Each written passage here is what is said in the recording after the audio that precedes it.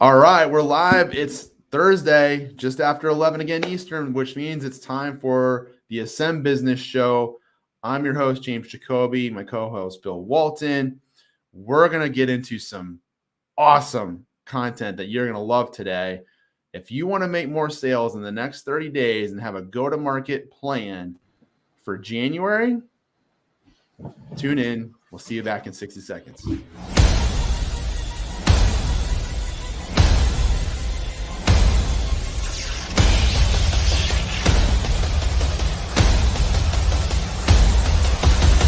Power to pay.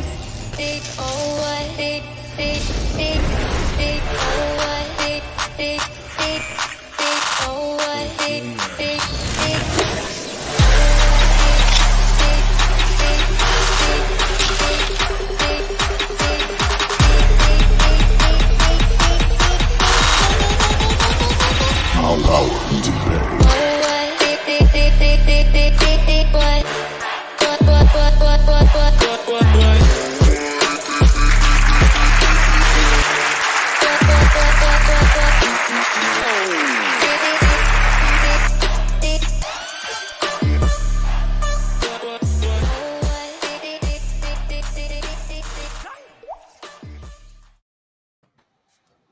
Happy Thursday. Welcome back. Good to see you here with us on the Ascend Business Show. How you doing, Phil?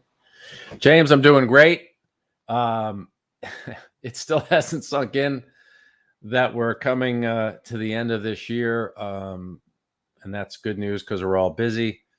But I'm just so delighted for our listeners. I want to celebrate your success this year. But I'm also very proud of, hopefully, our support of you and what we will continue to do next year. Next year is going to be even better, and more goodies are always going to come your way. So I'm delighted where we are, James. You know, I want to enjoy the moment, but I can't wait to next year because the future is bright and the shades are strapped on. That's right. The future is bright. I love that as a starting point, guys. You know, if that's not your mindset right now, let's fix that, please. Because the truth is, no matter what's going on in the world, a lot of stuff's going on, always there. But let's focus on you and what's important to you, your business, and taking care of your loved ones, right? So there is so much opportunity in business right now that if you're not cashing in yet, it's time to flip the switch and get ready to cash in for January. So we're going to bring you some new content today that you haven't heard us talk about yet. And I want to set this up. So if you, the header for today was, what's the go-to-market strategy for immediate sales? What do you do?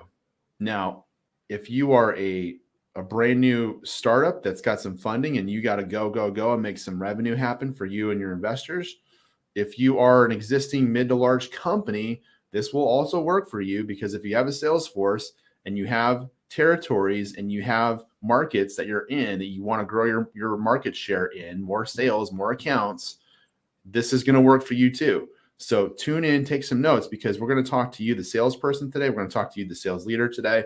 We're going to talk to you as the business owner, entrepreneur today. All of this will apply.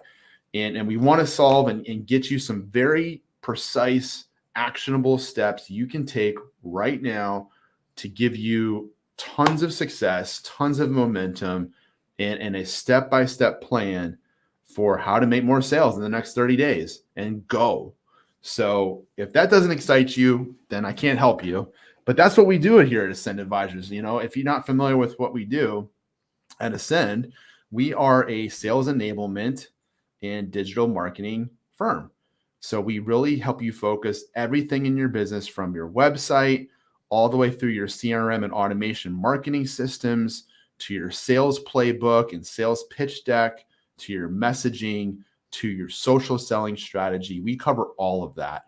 And we really help clients simplify their process and help them execute at a higher level. Bill, any comments on that? I do, and I have a thought. I come back to a conversation I had with the chairman of an organization I work for called the Forum Corporation, which are now part of Korn Ferry, or what is Korn Ferry's training organization. His name was Richard Whiteley, and he wrote a book called The Customer Driven Company. And it was a seminal book for me. It's an amazing that, coming out of consumer products and finding consulting and the love of sales development and training, working for a company that was just amazing. They committed 8 to 10% of their revenues to research, and they had a research group up in Boston. We're about a $35-40 million company, but he wrote this book. That was just very powerful to me in terms of how simple the concepts were and how many companies that we had worked with, that we had studied, and that helped improve to do the right things, to be a customer-driven company, both internally, culturally, and then externally to customers. And I talked to Richard one day as he signed my copy of his book. And he said, "How you doing?" I was early in my career there. I said, "I'm doing great. I feel well supported, and I feel like I have a system." He goes, "That's good." I said, "Why is that?" He goes, "Well, salespeople tend to be really hard on themselves. And that actually hampers their productivity and ability to sell versus help it." So yeah, I kind of get that. But he's like, "Well, here's my aspiration for you. You're going to get great training. You're going to read this book. You're going to be with us for a while. But here's what I know after doing this for a while is if you've done everything that you needed to do today, i.e., got to your CRM, lined up who was right, you're going to do your calling around the edges, right? You followed a time slot strategy. You called in the morning. You didn't do any admin till after hours, but you did some thought leadership and networking. You got back on the phones right before lunch, right after lunch. You did some more client development and appointment setting, and then you did your outreach towards the end of the day. And you go home and you have a dinner with your family or an adult beverage with your friends and saying that, "Hey, listen, I did all I could today. Mm-hmm. I did the right thing. I did all that I could. I did what's closest to the money first. I worked the pipeline from stage 4s to stage 1s. I booked the appointment goals that I had." And then you have to celebrate that. So part of what James was talking about before was we want to help you understand the machinations. Focus on the stuff, the things, the activity, the right activity at the right time to help us support you. And then believe in that and believe in yourself. Because I'm telling you, we all talk at 125 words a minute, but our self-talk is very powerful. It is. Right? Our self-talk runs at about 450. And that your thoughts lead to your beliefs. We could start seeding some doubt or some feelings that leads to your actions or inaction. So sorry for the lecture there, but what I loved where we're going today is, if you are trying to be a customer-driven salesperson and you're building up your business acumen so that you can go have a conversation with anybody. My aspiration for you for the next year is that I'm going to make you assume and live and believe that you are at equal business stature with anyone that you talk to. You don't have to go to CFO school. If you didn't get into Harvard Business School, you probably won't now. You don't need that. But what people are looking is, I'm looking for fresh perspectives to build my business. And right now we're in the era of digital remote business. So that means a lot. And the script has not been written in these companies yet. So if you're a value creator and an idea generator and authentically you're coming with that giving hand is always full mindset, then that's going to be valuable. What we would say is in complement to that mindset and feel goodness are the disciplines that we're talking to you about, right? So we can do both, right? We can have the mindset and the heart set, but also some really good razor sharp discipline and what to do and when. By day, I call it the perfect day, perfect week. So that's kind of what I'm feeling. I love it. No, I love it. We're going to explain and expand on what you just talked about with our audience here today. Because the truth of it, guys, is, when you actually run your business and your sales, marketing, operations, all of it, right? If you run it with a methodology, with a process, and you're just consistent and you're just running it, business can actually get kind of boring, right? Because it gets mundane. It's the same thing over and over again. But at the same time, the better you can follow a system that works and a process, and you just let that thing do its work for you, it should get easier to make money and grow your business. And we want to give you some ease today. We want to give you some simplicity. And we also want to give you very, very practical steps on what to do. So, here's some problems that you may be facing right now with trying to grow your business with sales and revenue. One, and this does not matter. The same situation happens right now if you're a startup or if you're in a big company and you're on a sales team. It's the same situation, really. Is the problem that you have is that people don't know who you are. They don't know your company brand. They don't know your personal brand. They may not know both. You know, you could be in a company that's been around for 20, 30 years and you're in a territory, even if that territory technically has been even open and there with, you know, turning over sales reps for the last 5 to 10 years, there's a good chunk of that market that still doesn't know anything about who you are.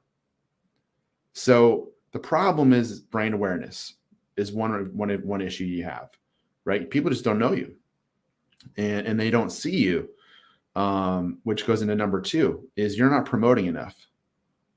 You are lacking in your promotion on who you are, what you do, why you help, what do you solve, what's your solutions, what are some things you could teach us, what do we need to know about you?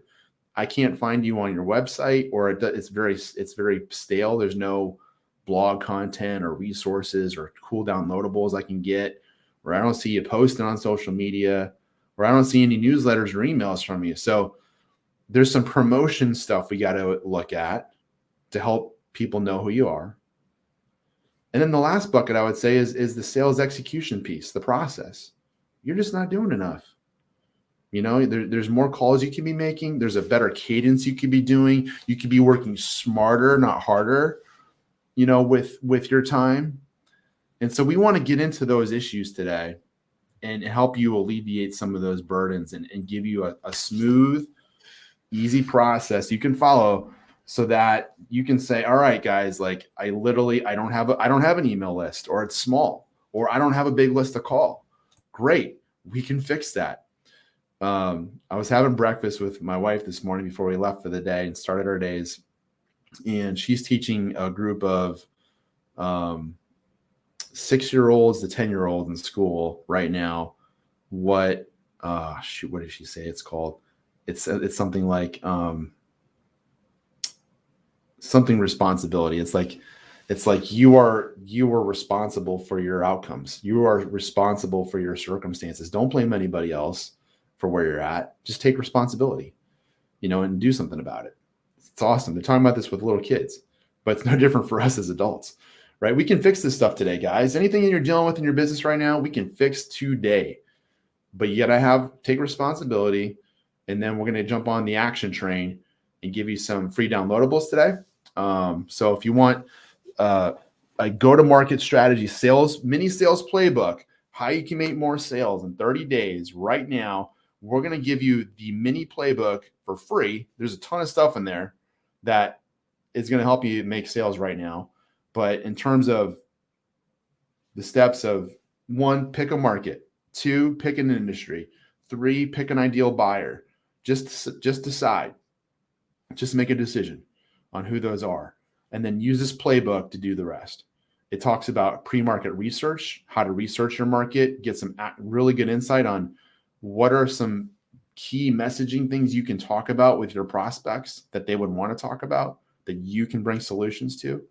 It talks about how to build a better list, and then what to do with that list, which Bill is the king of, how to follow up and talk to your prospects about what to say, how to say it, when to say it, and have a cadence with it so you can rinse and repeat this system every month for next year and make tons of sales.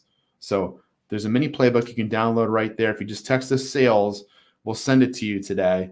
And with that, we're gonna get into this. So, Bill, what do you think about that action process? I mean, both of us have talked to a lot of companies in the last even 2 weeks that are thirsting for a better way to grow sales right now. They just feel like they're stagnant. Well, I think where that's coming from is they are really struggling to get to a decision maker. Yeah, and that's what it's boiling down to. And it's true. For whatever reason. So in certain organizations, in certain industries, those decision makers are purposefully hard to get a hold of because they're in either a security business or in a very highly competitive industry that has intellectual property and that's vulnerable to not so much corporate espionage, but to disruption and fast followers. So that's number one. And number two, so many companies are still product focused that they really haven't thought about, well, how does our product, what does it actually net them? They focus on the noun, not the verb. Yep. So in addition to getting to quote unquote the decision maker, they're still leading with product. They're not positing a problem. Because it still feels like sales we're still stuck in the 90s in terms of spin selling or consultative selling. Let me ask you a few questions, get a few answers, and then I'll pitch. Yep. Instead of leading with, I'm a thought leader. We work in this industry. This is who we're trying to support, and here's why. Here's why we exist. Yes. And then, so number one, then number two is we're reaching specifically out to heads of sustainability. We're reaching out specifically to security engineers. Because while we have great solutions, clients really value our thought leadership. Almost in a way, the what we do or the thing is table stakes, but it's the surrounding accoutrement, the comfort, the knowledge that we bring, knowledge that we know the space, but that we're going to be taking care of that customer, that client is really, really important. And then, hey, listen, this is still a follow-up game. Nothing changes just because we're in the digital world of business and selling. Most salespeople stop after 3.7 tries. Yeah. It typically takes 6 to 7 touches. Yep. So what are the three things we just discussed? So got to get to the decision maker. Mm-hmm. Number two, got to surround your product more with vision and insight and issue fluency. And then number two, I've got to coordinate this almost artful kind of touch, this mosaic of experience. I'm trying to get you to know me without us even talking. And those are the three things that we help organizations with in terms of getting the decision makers. Well, where are 90% of your prospects? They're on LinkedIn. What do they say about themselves? And we have various tools that can not only help you find people on LinkedIn, but can also help you create lists and segment those lists to get to these right individuals. Yep. And then once you do that, we're also segmenting those lists because we're tracking and following and pointing out the people that are actively posting on LinkedIn and social media so you can have the digital conversation. Mm-hmm. And if you're doing all that right, we can take 3 to 4 weeks out of the process because you know who you're engaging with. And you can try things on. Messaging doesn't have to be so accurate and succinct when you're riffing back and forth on social media. It's got to be directionally correct. Yeah. And it's got to be filled with inquiry. Mm-hmm. In terms of the decision makers, also, you want to Google their job description. What do they really care about? What conferences and networks do you think they subscribe to? Go to those websites and see what's on the agenda. I used to do this, with big companies and that have to, as a matter of course, they have to go through a procurement. So what did I do? I went to the top 3 procurement organizations, ProcureCon, and there's 2 others, ISDN, and there's another one. And I went right to the agenda. All these agendas, was only 25% of the agendas were purchasing issues. Mm-hmm. The other 80% was, hey, I'm in pharma, procurement, supply chain management. This is a strategic job. Oh my gosh, I've got people now. I got to be a good corporate citizen. I got to coach people. I got to have plan. I don't know how to do that. I'm a buyer, right? So that's their world, tapping into their world, and at least forming a hypothesis of what to talk about. And then you got to think about, okay, your messaging's got to align with that and set the right cadence. It seems like everyone's too busy for business development. And if you are, something is wrong. Yeah. Unless you've got clients hanging on your every word, right, and banging down your door, you need to create the time for the 4 dragons in the day. You have to take care of existing clients. What are those high value activities? If you're spending too much time on administration, hire a virtual assistant because that's not working. You have to be free to continue to grow the marketplace because today selling is not just selling. Salespeople need to be PR people because with a sales strategy, you need a content strategy. You do. So when you can do those things, that's helping people get to that decision maker because now I have better messaging. I'm prepared to be spontaneous, and I really feel I'm educated enough to riff and follow a conversation wherever it goes. And I'll put a period there because I feel I need the oxygen bottle now. take a break. No, that was all That was a sprint. perfectly articulated, and it's so true. And this is so. I want to break that down even further, right? Like, okay. Now, and if you guys want to name your industry or name your market, and you guys want us to help you fill in the blanks on this while we're doing this live, just send in the chat where your market focus is, who's your buyer. We'll give you some tips, but it's literally this simple. It's just go to Google. Go to Google. Once you know your market and your industry focus, type in what are the top challenges for this kind of company or this kind of market in 2021. I guarantee you there's at least 1 or 2 pages minimum of articles that have already been written about that topic, about your industry. And what you want to do is there's a couple reasons why you want to do that. One is you want to be asking questions that you think your buyer is asking themselves, because what they're doing is they're going on Google and they're doing searching, and the SEO of those top ranked articles and blogs is what everyone's looking at. It's what everyone's consuming. It's what their answers are. That's the answers they're looking for and that they're digesting. So go to the source, go to the water where the horse is feeding, right? You don't have to recreate the wheel here.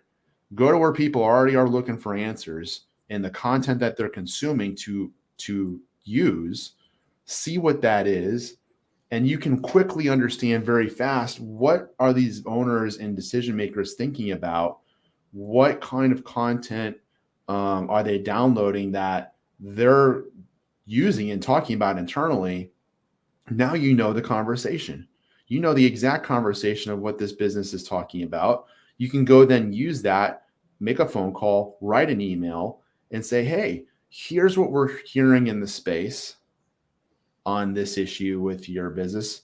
I was curious, we focus specifically with this kind of business and help them with X, Y, Z.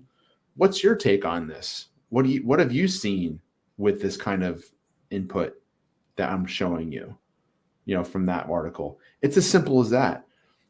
Because now you're, like Bill said, you're not selling a widget. We're not even there yet. We're selling business issues that are driving these people crazy that they want answers for, and they don't know what to do about it. That's what we're talking about. And we're giving top SEO ranked content that people have already written about for this, and we're just sharing it with them, because chances are they're going to be within those small circles of the bullseye of that relates to me. And so therefore I want to talk about it because that's what I care about. Perfect. Let's play a little game. Yeah. I'm going to take a chance here. So what you're going to do is you're going to just blurt out an industry. Yep. Yes. Let's do it. Yes. I wanted to do what this. I'm going to do is great. I'm going to share with you, I'll call it Walton's feeble attempt. I'm going to share with you a little bit about what I know in that industry. Yep. Potential items to connect on a salesperson and how you might want to start the dialogue. So we'll go industry, and I'll give you some nuggets, what I know about it, what to connect on, what to posit, and then maybe how you might want to reference that in a sales conversation. So you name an industry, I'll just roll. I'll keep my eyes open, but you just let it flow, and I'll let it flow.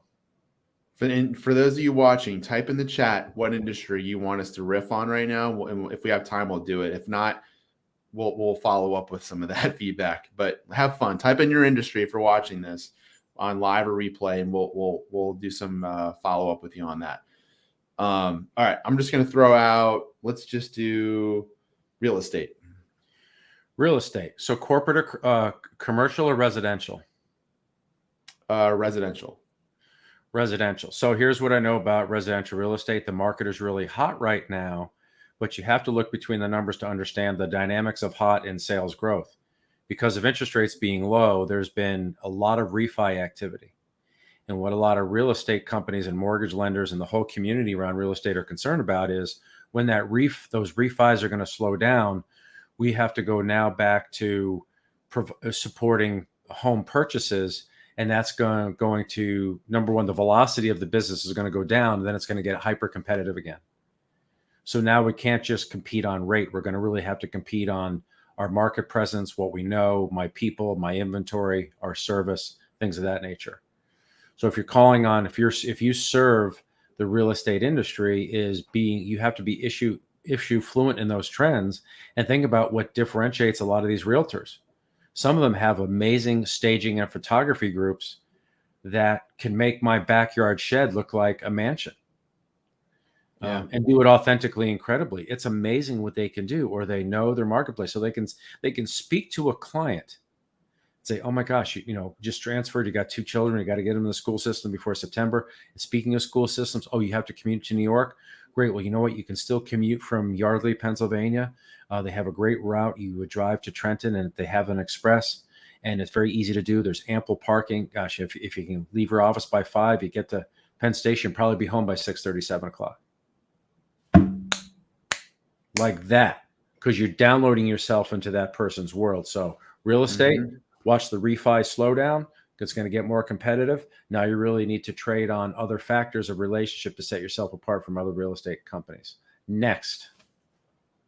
Love it. I actually just want to add to that, because someone mentioned it to me last night at a networking event, is that they predict some serious downturn as well, also because of inflation, and also from buyer fatigue, where there's offers galore, but the buyers that are putting on offers aren't winning the house, and they're just getting frustrated and they want to give up.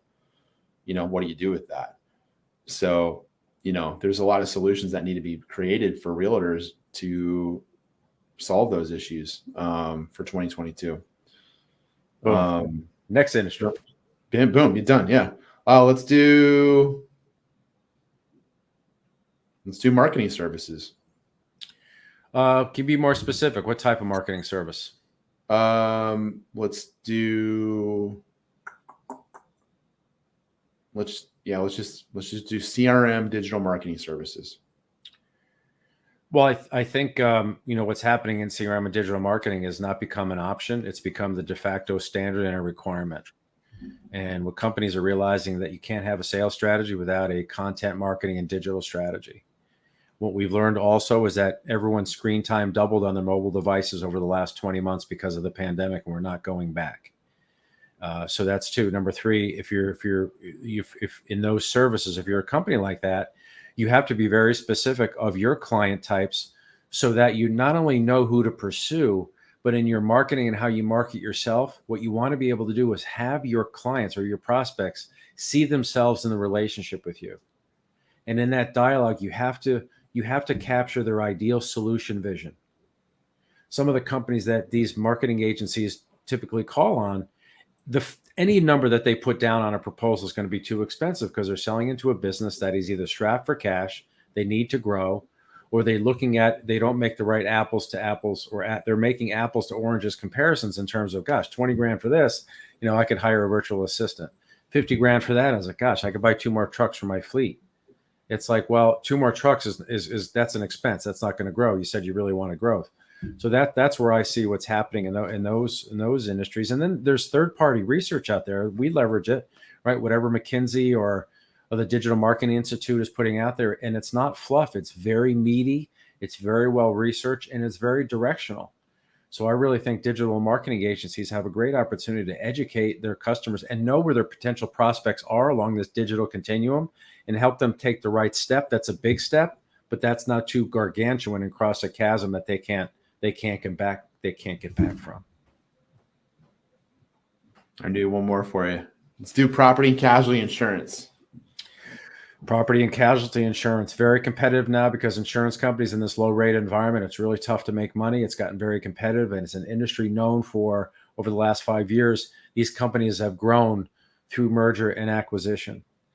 So not only, and how that impacts the marketplace or impacts a company is, if you used to be one company and now you're an amalgamation of 3, you've got 3 different cultures, you had 3 different brands where there's brand confusion. And then one of the things that sells big clients on a P&C firm to work with is reliable systems and paperwork and interaction. So what I've been amazed at is the way these companies have been very quickly been able to integrate themselves and not have any service interruptions, because I would worry about that. But there also need to be business people. The people who sell that business are underwriters. They are part actuary, part salesperson, part relationship manager, and they have to go into the marketplace and assess what's being priced, who's selling the product. They have to kind of work and be that kind of a sales development arm to their brokers that actually sell their products. So, for example, like a Chubb or a Transamerica or a Hartford going out to the marketplace, they're not selling direct. They're selling through a broker or / agency. So they want to give them the unique support. So these companies have to be competitive, and because they have to have money to create the product, but also they have to have the pull through out in the field to be able to pull those products through and monetize those investments. Awesome. See, guys, and I mean, there's What three else you industries right there. Yeah. So build and sell anything. That also comes from being, a little bit of gray hair here and being around, but those three examples that James and I shared with you, these are the conversations we're having. We're having business conversations. And then you're going to get to the point in the conversation where either clients say, well, what do you guys think we should do? Mm-hmm. Well, we have a couple thoughts for you. And some of the best thinking you can have and be ready for is where to start. Yeah. That's what people are worrying about. Sometimes, like all of us, gosh, I got a closet that I'm working on, or I got a driver that looks like heck. God, where do I start? Well, let's get the right vendor. Having a place to start, because you're selling comfort at that point. Yeah. And you're also positioning yourself as the reliable, trusted resource, because anyone who is someone is checking 2 to 3 other sources out. But you want to validate in a firm that you want to validate and affirm that you heard someone, play back what you heard, and then earn the right to make that intelligent recommendation. Well, yeah, and then with that, another way to approach that is just to think this as your thought track as you share those things, is whether we work together or not, I know what you need to know and what you need to have to be a successful or to solve that problem. So I'm going to share with you some insights on how to do that, or what you should be doing or thinking about to fix it or make that better. And focus on the business problem or the issue at hand that's causing some frustration, and help them talk through that value level. You'll never be a vendor. You'll never be a product vendor at that point. You're providing context that they need that helps them feel affirmed, helps them say, gosh, I'm not crazy. This is exactly what I was kind of thinking about, but you just said it so much more clearly, and this makes total sense. I can see why you probably do a lot of business, because you provide easy pathways to get to this result that we're looking for. Bingo. We haven't told anything about what our service or product is yet, but they already know, because of the context that we're giving them from a thought leadership perspective, that they know that we know our stuff. The proof's in the pudding. So that level of conversation, guys, is the kind of conversation you need to have, even in cold calls. If you got to make cold calls, in your email marketing, it's just a different conversation, because if you can create that on the phone, it's not a sales pitch, and if you can ask some very pointed questions that create that dialogue, they're going to want to talk to you. That's what we found over and over again in 2021, whether it's a cold call, whether it's an email, whether it's a direct message on LinkedIn. It's when you can ask very pointed questions with context like that, people want to talk for like an hour with you, because no one is approaching them to have that conversation that they want. That's the key, man. That's the key to driving your sales fast, is to have them think through things that they're not sharp on, that they need to be sharp on, that you can help them with, and give them some great insights and help them feel like they're learning something with you. That goes a long way. And I think this is where phraseology really helps when you're in a dialogue. A couple of the 3 phrases that come to mind for me when you're in the dialogue, in the meat of the sales process, is I always thank a prospect or a client for sharing their dynamic with us. And so the two responses I often have is, thank you for sharing that. And we've been seeing a lot of that ourselves. Mm-hmm. And actually, we have a couple of clients that are wrestling with some of those same issues. So that's one. The second thing is, here's what we see folks doing about it, with our help and without our help, but hopefully more with than without. A couple of things that when they're starting their thinking process here, they're investing in these things. And there's a process for that. And here's some of the KPIs or leading indicators that they're working against. Right. So that kind of says, okay, comfort, my business, the situation. Now I'm willing to share more. As soon as you get someone to share more, whatever they share, whether it's in 10 minutes, whether it's over 2 or 3 phone calls, is now you're in a position to say, James, thank you so much for all you shared. And everyone that we've had a chance to meet at XYZ organizations, we've learned a lot. And a lot has, we've got copious notes, even notes that I can't read, as well as what I can read. My handwriting's horrible, but, a couple things are ringing out for us. So you might have 4 to 5 pages of notes, but typically it's 3 to 4 seminal things that have been precipitating out of these dialogues. Mm-hmm. You play it back and you literally say it to the client. Did I get that right? Feel free to add or subtract a list. Like, no, I think you got it. You might want to add one other thing. Mm-hmm. Pause for effect. And this is the segue. This is where you go from 0 to 60. Thanks, James. Based on what you shared with me, I think we can help. And I have some pointed ideas for you on that. Would now be a good time for us to share our thinking on that. Great. Well, based on your kind of the big point, the big first point, we can do X, and the second point, Y, the third point, Z, and the third, fifth point or fourth point, T. Here's what we think we can do. And then what we'd like to do, if it's okay, is maybe put some pointed recommendations for you on paper and maybe associate an investment with that. Yep. Would that be helpful? Mm-hmm. Let me just pause here for a second. Think about what we just did in that example. Constantly validating and affirming with that client or prospect, I hear you, I'm empathetic, and I'm knowledgeable about what you're going through. And because of that, I've earned the right to maybe question and tap in a little bit more and get some clarity. Yep. And then I had the courage enough. I went down to Walgreens and got my neck brace and put my neck brace on and said, James, here's a couple 4 things that I see that are really kind of resonating out of our conversations. Did I get that right? Mm-hmm. Yeah. Well, we made some recommendations. Everything is contextual and conditional. So what's the antithesis to that is doing a little blah, blah, blah, hearing a couple of cues and rushing to proposal, rushing to pitch. Oh, James, let's set up another call. I want to have let me bring my manager in and the person who's, the expert on blah, blah, blah. And then we can give you a presentation. Mm-hmm. So you might win a sale that way, but all of a sudden you've left it competitive because you didn't add any value in the moment.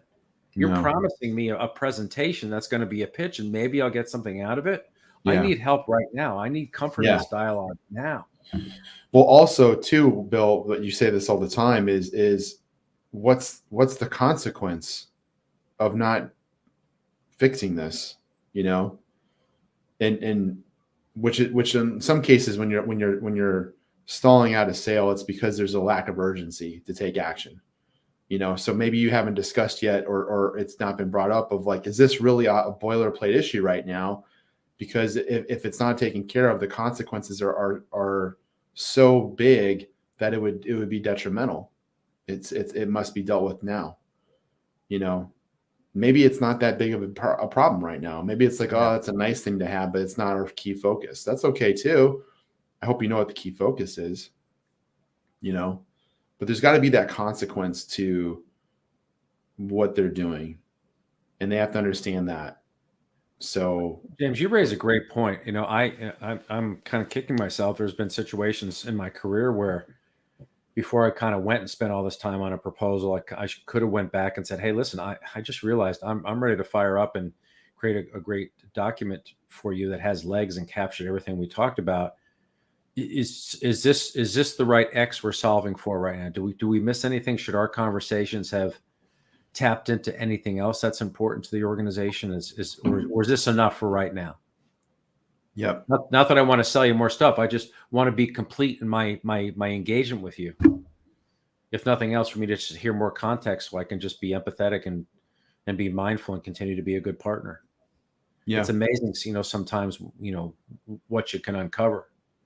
Well, yeah, I mean, think about it too. Like sometimes your buyer doesn't want to like be a jerk or tell you no, because they are interested, but they're just not.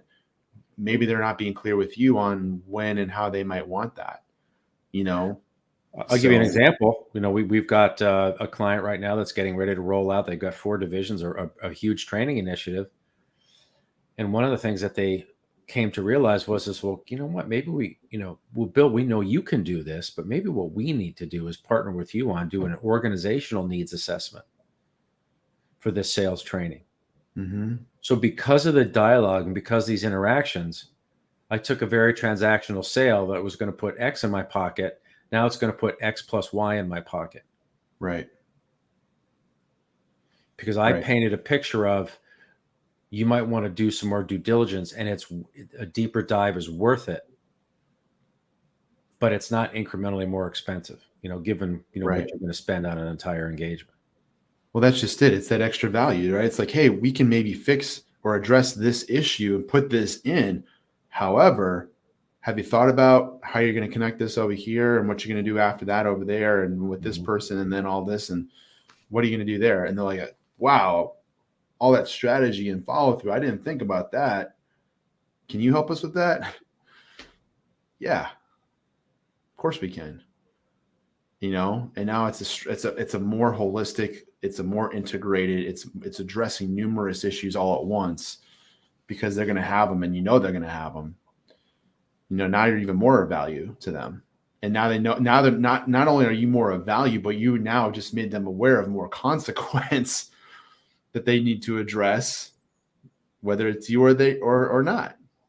And that also makes you more valuable, So it's really easy, guys. It's like the more you just paint the picture of like helping them think through all the things they should be considering as they can figure the situation out, you become incredibly, immensely more valuable to them, because no one's, most likely 9 times out of 10, no one else is in their ear giving them that kind of advice.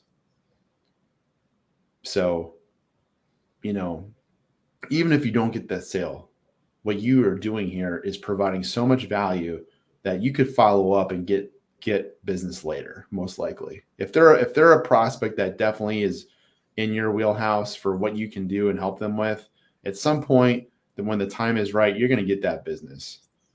But you got to follow up. You got to have a follow-up system. So, which is what we talked about too today, a little bit. So James, let's circle this back to what we've been talking about, like closing out the year, some selling systems. Let's talk about when, like the things that we've talked about, by tapping into a client's objectives, the industry examples we just gave. And thanks for doing that role play, by the way, right? Of kind of knowing what's happening in industry and starting a conversation, having conversation starters, the ability to get out of your head, not be a salesperson anymore. You're just having a business conversation with a potential business partner, and you're really kind of talking about the issues. You almost kind of forgotten what you do for a living because you're just so in tune with someone. How does this roll up to next year and what folks are going to do? How does this save time? How does this get them more focused and generate more activity? Well, this is where you got to do a little bit of indexing to your own way you run your business, right? Like if you take themes of what we talked about today, and first of all, you got to look back and know where you're coming from in order to project where you're going forward. You got to have your own context of where you're at right now, so you can take more strategic action to where you want to go. What do I mean by that? Some big words there. Be real clear. So let's say I'm talking to a business owner and I want to help them with marketing and sales for next year. I'm going to ask them some questions right now, such as, hey, business owner, have you done yet your year-end planning review, or your year-end review of your business? And have you planned yet for 2022? Where are you with that? More specifically, let's focus in on some of your marketing and sales efforts, right? What did you learn last year about your close rate? Do you know what it is? How many sales qualified leads did you have every month last year? Do you know what those numbers are? Why am I asking that? Because if you want to be very calculated and accurate with what you can project with confidence to have as your sales revenue the next 3 months, you must have that information right now. Because without that, we are guessing at our efforts on how we're going to perform over the next 90 days. We're just guessing, and you don't want to guess. We can actually be scientific about this and be way more clear. Because if I know what those numbers are, one, we talked about this in the last show a little bit. I won't go into it, but depending on what those answers are, there's a lot of clues as to what's wrong or what's not working that could be better with your marketing and sales right now with that data. So then we can then use it to build a better plan to fix it in the next 90 days, And so in most cases, guys, it comes down to what we said, the top of the show. It's people don't know who you are. You have a promotion marketing issue, and you have a sales execution follow-up process issue. Usually it's both to a degree, And so we need to figure out, what is it that you're not doing that you could be doing more of that would help you? What is working well, by the way? We got to look at that too. Is there anything that is working well? What's converting? Where are you getting traffic from? What are your top lead sources? Why is that happening? Can we leverage that thing more? How? What? Right? All those things we got to look at so that you can build an awesome, clear roadmap for how to use what's working and fix what's not right away in the next 90 days, And so that's how you kind of put this all contextually together. Is you gotta do some review with yourself and your business and get these data points, get this stuff figured out so that you know what you're working with.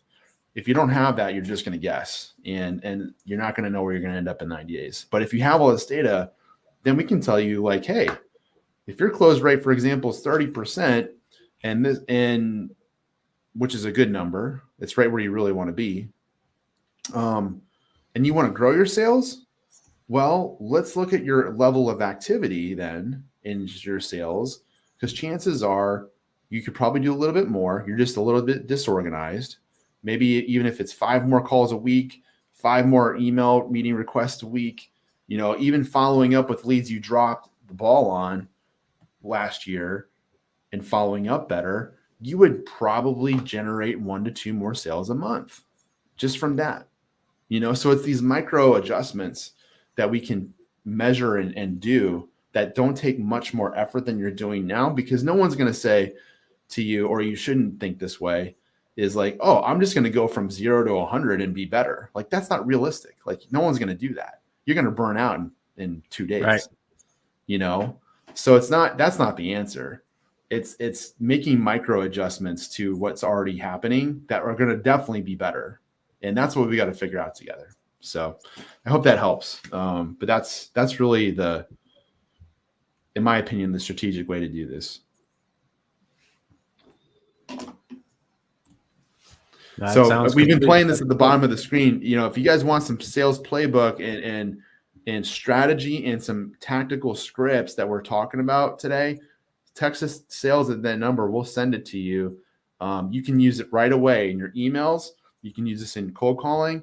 You can use this in your DM messaging. It's all there. We want to help you win now. So take us up on that. And we want to wish you the best holiday season here coming up. We may or may not get one more show in next week before Christmas. But if we don't, it's been an awesome 2021. And you're going to see a lot of us in 2022. We're going to bring tons of awesome new playbooks, content, programs, opportunities to help you grow your business and do it right, do it well next year. Bill, any last comments? Yeah, I'm just going to tell everyone, good selling, everybody. Have a great holiday season. Celebrate a lot. Be refreshed. You've been resilient.